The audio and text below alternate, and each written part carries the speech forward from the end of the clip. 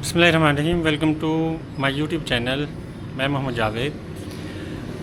दोस्तों, अभी हम बस का वेट कर रहे हैं पसुरन यहाँ सेंगन चौक पर, डी सेंगन चौक पर। और यहाँ से तकरीबन बस 8 बजे आती है। लास्ट टाइम हम निकले थे, लेकिन हम वेट करते रहे। तकरीबन 1 घंटा हमने वेट किया और तकरीबन 8:30 8:20 पे बस आई। तो हम 8 बजे उठ चुके थे कि जी बस ने नहीं आना। 8:10 पर हम उठ के आ गए, लेकिन जैसे ही हमने पीछे मुड़ के देखा तो बस आ चुकी थी। मैंने दौड़ लगाई, लेकिन बस नहीं मिली। तो आज इंशाल्लाह मिस नहीं करेंगे। और ये कि अभी सुरबाया के लिए हम जा रहे हैं। आगे मैं आपको बताऊंगा कि सुरबाया में हमने क्या करना है, क्यों जा रहे हैं। और अगर आप यहाँ पर मैरिज करते हैं इंडोनेशिया में, तो उसका क्या क्या प्रोसेस है, वो सारा आप इस व्लॉग में देखेंगे इंशाल्लाह। इस व्लॉग में और इससे नेक्स्ट व्लॉग में। तो क्योंकि इसके बाद मैंने जकार्ता जाना है, तो इंशाल्लाह आप मेरे साथ जुड़े रहें और पूरा व्लॉग देखें। तो आपको मैरिज के हवाले से काफ़ी इन्फॉर्मेशन मिलेगी, क्या क्या डॉक्यूमेंट्स चाहिए होते हैं और क्या कुछ आपने सबमिट करवाना होता है, कहाँ कहाँ जाना होता है। भाई ये स्टैंड पे खड़े हुए हैं और ख्वार हो रहे हैं, बस का इंतज़ार कर रहे हैं। यहाँ पर लोकल बस थोड़ी सस्ती पड़ती है। अगर आप प्राइवेट जाते हैं तो वो काफ़ी महंगा काम पड़ता है। इस वजह से लोकल बस का इंतज़ार कर रहे हैं। ये देखिए, ये चौक है सेंगन चौक। ये पीछे से बस आएगी।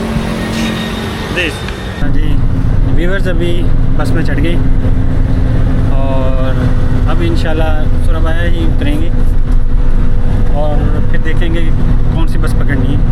अभी आपको दिखा देता हूँ बस का क्या हाल है। सेम लाइक हमारे जैसे मुल्क में होता है वैसे ही। देखिए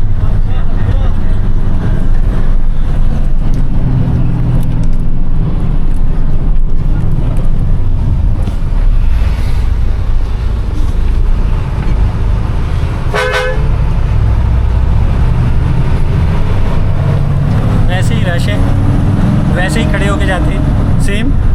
लेकिन ये काफ़ी चीप है, यानी कि यहाँ पे आपको काफ़ी कम किराया पड़ जाता है। अगर आप छोटी उसमें कोटे में जाते हैं या स्पेशल कोई गाड़ी करवाते हैं, वो थोड़ी सी फाइनली सीट मिल गई थोड़े से सफ़र के बाद ही। लेकिन ये कि सेम ही है पाकिस्तान और लाइक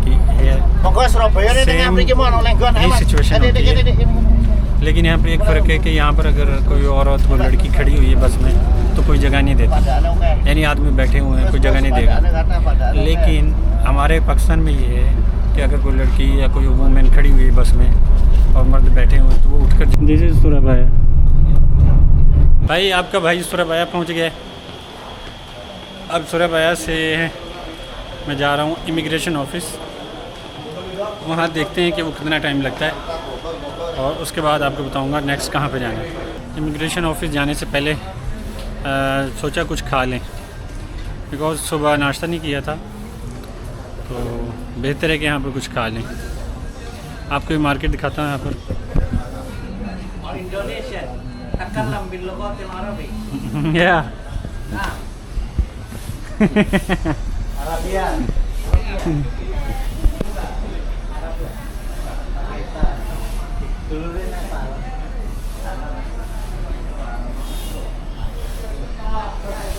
ये इनका टर्मिनल भी है यहाँ पर, और यहाँ पर एक पूरी मार्केट है, खाने पीने की दुकानें हैं।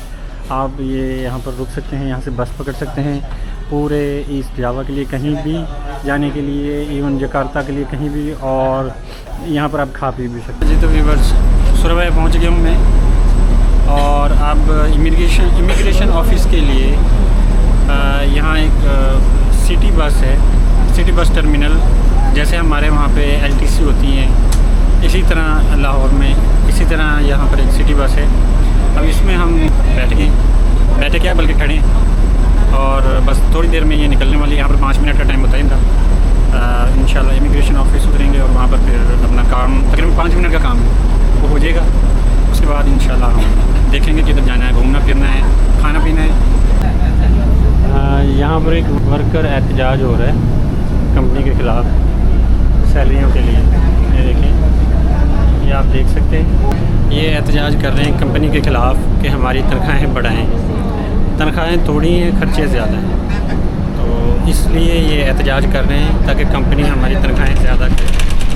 कंपनी से डिमांड कर रहे हैं कि हमारी तनख्वाहें बढ़ाएं, कंपनी और गवर्नमेंट से। ये तो टर्मिनल पे उतर गए हम।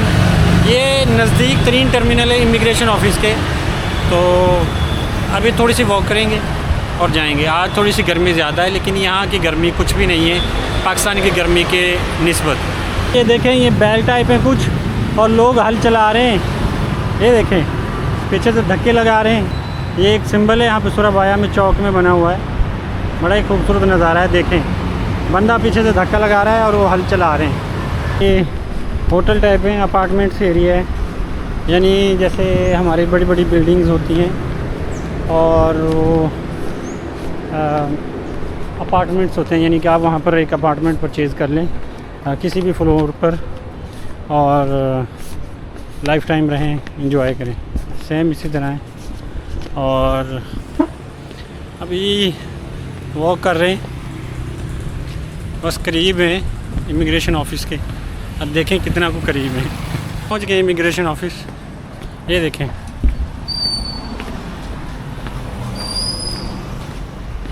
ये जी दफ्तर है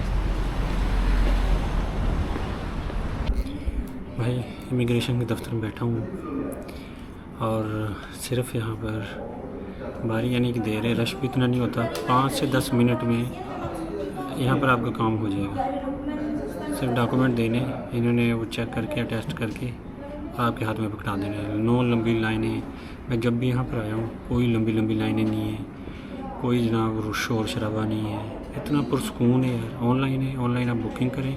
अगर आपका डॉक्यूमेंट एक्सेप्ट हो जाते हैं तो आप आएँ, अपने डॉक्यूमेंट दें और टेस्ट करवाएँ और लें। भाई इमिग्रेशन का काम हो गया, फ्री हो गए। सिर्फ 5 मिनट का टाइम था। बेहतरीन जगह, बेहतरीन प्लेस, सुकून से बैठें और अपना काम करके अब खाना खाने लगाऊं। ये खाना मैंने लिया है जी। यहाँ चावल है और ये साथ मछली है। मछली इसलिए लिए, यहाँ पे सूप होता है मछली के साथ थोड़ा सा ना। ये ताफू टाइप का है, लेटर लेटर सा लगता है ऐसे जैसे चिकन के छोटे छोटे पीस हैं, लेकिन ये ताफू टाइप है, लेकिन अच्छा है। अभी खाना खाते हैं, उसके बाद देखते हैं फिर किधर जाएं। ये नर्सरी है यहाँ पर, छोटे छोटे प्लांट्स की नर्सरी। आप देखें क्या खूबसूरत है यार नज़ारा है यहाँ पर। दरख्त बहुत खूबसूरत हैं और नर्सरी हैं छोटी छोटी सी शॉप्स, लेकिन इतने खूबसूरत हैं यार।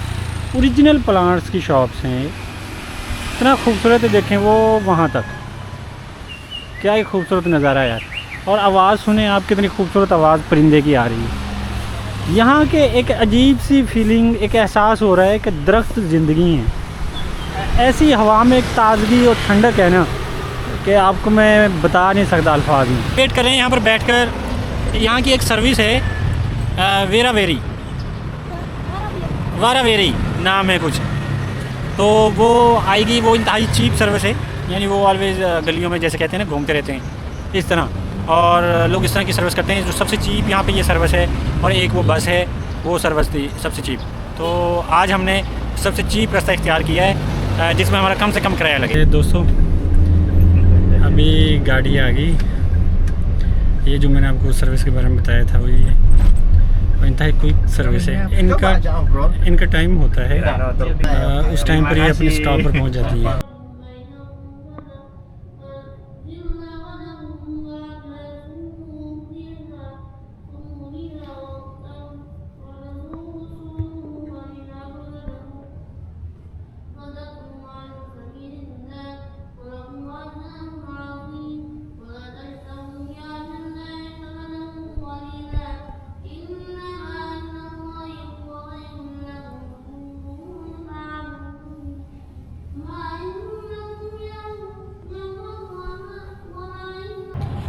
जी तो व्यूवर्स, अभी मैं अलून सुराबाया म्यूज़ियम में मौजूद हूँ। सबसे पहले हम अलून सुराबाया म्यूज़ियम की हिस्ट्री के बारे में बात कर लेते हैं कि ये क्या है और ये कब बना और इसमें क्या कुछ है। इंडोनेशिया का जो अलून सुराबाया, इंडोनेशिया के दूसरे सबसे बड़े शहर सुराबाया की एक मशहूर और तारीखी पब्लिक स्क्वायर यानी अवामी मैदान है। ये शहर के मरकज़ में यानी शहर के दरमियान में वाक़ है और इसका ताल्लुक़ इंडोनेशिया की नौ आबादियाती तारीख़ और आज़ादी के तहरीक से गहरा है। बहुत गहरा ताल्लुक है यानी कि इसका तहरीक आज़ादी से और इंडोनेशिया की नौ आबादियाती तारीख से, यानी कि जब इसकी आबादी स्टार्ट हुई यहाँ पर इस्लाम फैला। अगर इसकी हम डिटेल में बात करें तो ये 1907 में बरतानवी और डच दौर में ये मुकाम 1907 में ये मुकाम असल में डच नौ आबादियाती दौर में तामीर किया गया था। यानी ये जो अलुन अलुन सुराबाया ये एक म्यूज़ियम है, ये एक तारीखी मैदान इसको कहा जाता है। इस वक्त उसे डी सम्पांगशे सोसाइटी कहा जाता था, यानी डच हुकूमत में के दौर में इसका नाम डी शपांगशे सोसाइटी कहा जाता था इसको। और ये डच अशराफिया यानी अमीर तबके के लिए एक निजी क्लब और तफरीही मरकज़ था। जैसे अमीर लोग होते हैं ना, क्लबों में आजकल जाते हैं, डांस पार्टी, शराब, हर किस्म का वहाँ पे वो करते हैं, जुआ खेलते हैं, क्या कुछ करते हैं। इसी तरह ये भी एक अमीर तबके यानी अमीर अशराफियाई जो तबका था उसकी ये जगह थी, अयाशी की कहने की जगह थी। मुकामी लोग इस इमारत को रोमा कमर बोला यानी गेंद खेलने की का घर कहते हैं। रोमा कमर बोला यानी अलुन अलुन सुराबाया को यहाँ के मुकामी लोग रोमा कमर बोला यानी गेंद खेलने की जगह कहते हैं, क्योंकि वहाँ बॉलिंग और बिलियर्ड के खेल खेले जाते हैं। माजी में यहाँ पर बॉलिंग और बिलियर्ड के खेल खेले जाते थे। ये एक ग्राउंड था, खुला एरिया। और अब आगे इसका नेक्स्ट पॉइंट पे बात कर लें तो वो है आज़ादी की जंग और बालाई मैदान। 1945 में इंडोनेशिया की आज़ादी के बाद इस इमारत पर इंडोनेशिया के नौजवान जंगजुओं ने कब्ज़ा कर लिया था। यानी 1945 में जब ये इंडोनेशिया आज़ाद हुआ तो यहाँ पर जो यंग यूथ जंगजू थे, फ़ौजी थे, उन्होंने यहाँ पर कब्ज़ा कर लिया। और यानी कि बालाई पिमुदा यानी इसका नाम बदलकर बालाई पिमुदा नौजवानों का हाल रख दिया गया। पहले इसके जो नाम थे वो सब बदलकर इसका नाम बालाई पिमुदा यानी कि नौजवानों का हाल इसको रख दिया गया। इसके बाद ये इमारत आज़ादी के मुतवल्लियों, फ़नकारों और सकाफ़ती सरगर्मियों का मरकज़ भी रही है किसी ज़माने में। इसके बाद जदीद दौर में अलुन अलुन 2020 में 2000 अगस्त 2020 में सुराबाया के साबिक़ मेयर तर्री रिस्मा हेरिती ने इस तारीख़ी मुकाम को बाकायदा तौर पर एक नए अलुन अलुन अवामी चौक रिस्महारीनी यानी अलुन अलुन अवामी चौक के तौर पर आवाम के लिए खोला।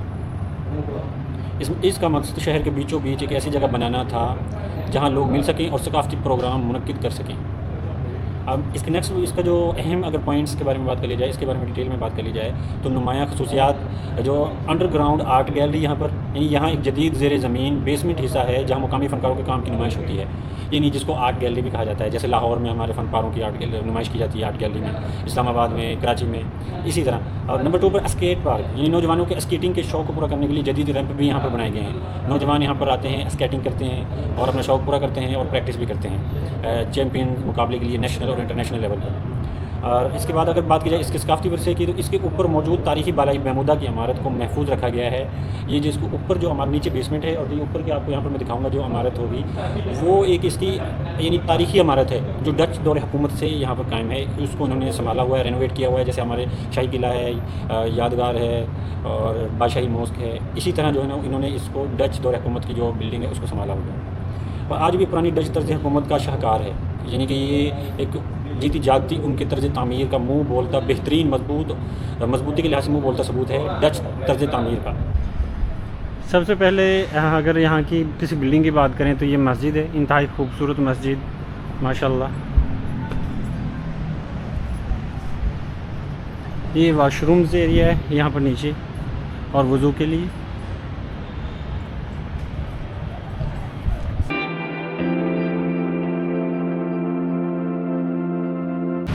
व्यूअर्स, ये जो बिल्डिंग है या बिल्डिंग का तर्ज तामीर देख रहे हैं ये बिल्कुल डच तर्ज हुकूमत का है।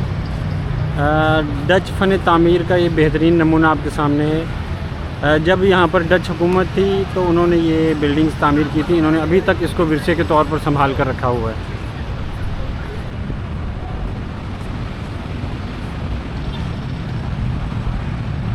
आप ये म्यूज़ियम देख लें, इंतहाई खूबसूरत और डच तर्ज तामीर का एक बेहतरीन नमूना आपके सामने है। ये जी आर्ट गैलरी है। यहाँ पर जो भी अपने फ़न का मुज़ाहरा करना चाहे या अपनी बनाई हुई फ़न को शो करना चाहे और उसे जो पसंद करने वाले लोग हैं वो आकर परचेज़ करना चाहें तो वो आर्ट गैलरी का विज़िट करते हैं। यहाँ आर्ट गैलरी एग्जीबिशन का एहतमाम किया जाता है। ये डच लोग हैं जिन्होंने यहाँ पर हुकूमत की, बरतानिया और डच लोग जैसे हमारे इंडिया और पाकिस्तान पर बरतानिया ने हुकूमत की, इसी तरह यहाँ पर भी बरतानिया और डच लोगों ने हुकूमत की। ये सारी यहाँ पर भरा हुआ है गैलरी, ये भरी हुई है डच दौर के तस्वीर, बिल्डिंग्स की, और वो सारी चीज़ें यानी कि यहाँ पर शो की गई हैं। ये जी डच दौर में यहाँ पर ये एक पुरानी तस्वीर संबर, बड़े अजीब से नाम है, खैर मैं पढ़ नहीं सकता क्योंकि मुझे इंडोनेशियन ज़ुबान नहीं आती। ये जैसे हमारे लाहौर इंडिया पाकिस्तान जब बना तो तब की तस्वीरें सेम उसी तरह की यहाँ पर भी ये तस्वीरें, और सेम तर्ज़ तामीर है, बस यहाँ पर थोड़ी सी कंस्ट्रक्शन का थोड़ा सा डिफरेंस है, बट लेकिन सेम तर्ज़ तामीर है।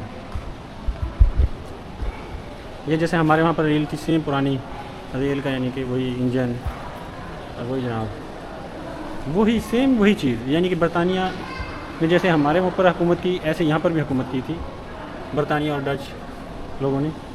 और ये उस दौर के यानी कि आई थिंक शराब पीने की चीज़ें हैं, ये म्यूज़िक, और ये देखें ये वो बर्तन हैं जो उस दौर में इस्तेमाल किए जाते थे। ये देखें ये अयाश लोग जो इस्तेमाल करते थे, ये उनका यानी कि खाना, वो सामने तस्वीर भी है कि वो खाना खा रहे हैं कैसे इन बर्तनों में, और इनमें वो अपना शराब वगैरह कैसे पीते थे। तो ये सारी चीज़ें ये देखें जी सेम वही चीज़ें। लाइट का इफेक्ट बहुत ज़्यादा है जिस वजह से मैं आपको क्लियर नहीं दिखा पाऊँगा, और अगर आप देखें ये सारी तस्वीरें अगर मैं दिखाने लग गया तो ये बहुत ज़्यादा तस्वीरें हैं, लेकिन ये जो इनके फर्स्ट प्रेसिडेंट हैं, और ये वो हैं जैसे हमारे कायद-ए-आज़म थे जिन्होंने जंगे आज़ादी के लिए बहुत ज़्यादा मेहनत की, लड़ाई की। कायद-ए-आज़म मौलाना इकबाल रहमतुल्लाह अलैह, सर सैयद अहमद ख़ान, मौलाना शुबली और जितने भी यानी कि जंग आज़ादी के रहनुमा थे, इसी तरह ये इनके जैसे हमारे कायद-ए-आज़म हैं, इनके ये लीडर हैं। What is name? सुकार्नो इनका नाम है, और ये जो है ना वो इनके लीडर हैं जिन्होंने आज़ादी हासिल की डच और बरतानिया हुकूमत से। और अब मैं दिखाता हूँ इनके जैसे हमारे अल्लामा इकबाल रहमतुल्लाह अलैह और कायद आज़म के बेड और रहने सोने खाने पीने की चीज़ें संभाल कर रखी थी, इसी तरह इनकी भी रखी हैं। मैं आप ये बच्चे एक्साइटेड है काफ़ी, ये काफ़ी एक्साइटेड हो रहे हैं जी। Okay okay okay, I am from Pakistan and you here from? ये देखें जैसे हमारे कायद आज़म रहमतुल्लाह अलैह ने सेम वही हैं तकरीबन मिलते जुलते। और इनका देखें इधर ये वो जो इनके पहले प्रेसिडेंट सुकार्नो कायद मोहम्मद अली जना जैसे थे, और इसी तरह ये उनके इस्तेमाल की बुक है, ये रही। और ये देखें ये हर जहाँ भी जुल्म और जहाँ भी यानी कि कब्ज़ा हुआ है, वहाँ हर दौर में किसी न किसी ने आज़ादी के लिए कोशिश की है। ये जी वो जो इनके प्रेसिडेंट है ना, वो सामने ये देखें माशाल्लाह सेम ये उनके इस्तेमाल की चीज़ें, ये उनके इस्तेमाल का बेड है, इंतहाई सादा तर्ज़ ज़िंदगी। ये देखें ये उनके इस्तेमाल की पानी पीने की चीज़ें और इस्तेमाल की चीज़ें ये हैं। अगर मैं आपको जूम करके दिखा सकूँ इस्तेमाल की चेयर्स हैं, ये देखें जैसे अल्लामा इकबाल रहमतुल्लाह अलैह और कायद आज़म रहमतुल्लाह अलैह, इसी तरह इनके इस्तेमाल की चीज़ें। और ये लेटर हैं उनके इस्तेमाल के जो उन्होंने लिखे, और वो चीज़ें जो उनके हाथ की लिखी हुई हैं। इसी तरह ये देखें ये सामने उनके हाथ के लिखे हुए ये सब कुछ। ये भी इनकी कोई यानी कि सियासी रहनुमा है। ये देखें ये उस वक्त आई थिंक पासपोर्ट है, उस ज़माने का जो पहले पासपोर्ट हुआ करते थे, जैसे हमारे पुराने पासपोर्ट होते थे। ये देखें ये सारे हीरो हैं उनके जंग आज़ादी के, इनकी आज़ादी की तहरीक के सारे हीरो हैं। ये उनकी बचपन की तस्वीर, जवानी की, कौमी हीरो जिन्हें कहते हैं ना कौमी हीरो, इनके इंडोनेशिया के ये कौमी हीरो हैं।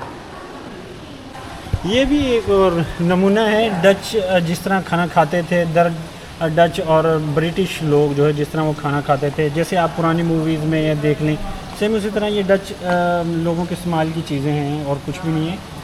और साथ में तस्वीर भी दी गई है कि वो कैसे खा रहे हैं बैठ के। यहाँ पर भी जैसे हमारे यहाँ ईस्ट इंडिया कंपनी सबसे पहले आई तिजारत की गर्ज से, इसी तरह यहाँ पर भी ईस्ट इंडिया कंपनी आई, और फिर आहिस्ता आहिस्ता उन्होंने अपने वो कदम जमाए, और फिर उन्होंने जो है ना हम पर 100 साल हुकूमत की, यानी हमारी हुकूमतों को गिराया, हमारे लोगों को यानी कि माजूल किया, बादशाहों को अंदर से खोखला किया। सेम इसी तरह इन्होंने यहाँ पर भी सेम यही काम किया। ये जी वो हारमोनियम है जैसे वो पहले वो बजाते थे, ये उन्हीं के दौर का, उस ज़माने में ये हारमोनियम यहाँ पर रखा हुआ है और ये एक शख्स यहाँ पर बजा रहा है, वो बजाना जानता है, चलाना जानता है इसको। तो वो देखें इंतहाई खूबसूरत उसमें वो चला रहा है। सुभान अल्लाह, क्या खूबसूरत यानी कि एक म्यूज़िक है, क्या खूबसूरत म्यूज़िक है। व्यूअर्स, इस वक्त जो लुलु सुरबाया बिल्डिंग है डच हुकूमत के दौर की बनी हुई, वहाँ पर एक टक शॉप है, अपस्टेयर है और यानी कि रूफटॉप पर है, मज़े का माहौल है, सामने मेन रोड है और आप यहाँ पर सीटिंग कर सकते हैं, जितनी देर मर्ज़ी चाहें, मोबाइल चार्ज कर सकते हैं और व्यू एंजॉय कर सकते हैं। बड़ी प्यारी यहाँ पर हवा। मुझे इंडोनेशिया की सबसे अच्छी चीज़ ये लगी कि यहाँ पे हबस नहीं है, यानी जैसे शिद्दत की गर्मी हमारे वहाँ पे है ना, वो नहीं है। ये एक आयरलैंड है, ईस्ट जावा, और आयरलैंड पे जिस तरह का माहौल होता है कि हल्की हल्की हवा चल रही होती, गर्मी नहीं होती, यानी कि धूप में शिद्दत नहीं होती। सेम ये चीज़ है, मुझे तो बड़ा पसंद ये माहौल है। यहाँ पे आपको पसीना नहीं आता जल्दी करके। हमारी गर्मी तो बंदे का धुआं निकाल देती है, 45 डिग्री, 50, 51, 52, 52 डिग्री, इवन सांस लेने तक में दिक्कत होती है। लेकिन यहाँ पे माहौल बड़ा अच्छा है। हाँ, दोपहर टाइम थोड़ी सी गर्मी होती है, थोड़ी सी धूप चमकती है, लेकिन हवा चल रही होती है, वो भी नहीं फील होती। तो बड़ा मज़ा आ रहा है यहाँ पर। आप जब भी आएँ इस जगह को भी, लुलु सुरबाया को विज़िट करें। और मैं अभी आपको सामने का व्यू दिखाता हूँ, क्या ही खूबसूरत नज़ारा है। देखें, ये जी, ये व्यू है सामने का।